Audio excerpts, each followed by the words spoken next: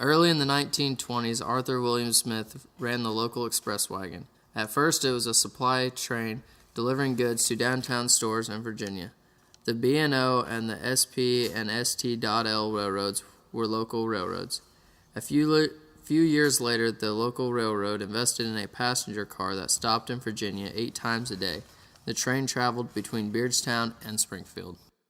People living in the Cass County area depended on the local railroad. The dirt roads were unpassable, so Arthur William Smith and his son transported goods to families that weren't able to travel to town often like we do today.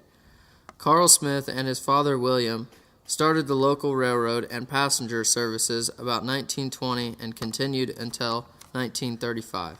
Carl had the responsibility of loading and unloading the mail car twice a day, where the present-day depot stands today.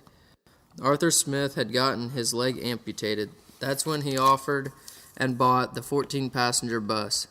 The CP and ST.L depot was located close to where FS stands now, and the B&O depot stands where the Granny's ice cream is now located.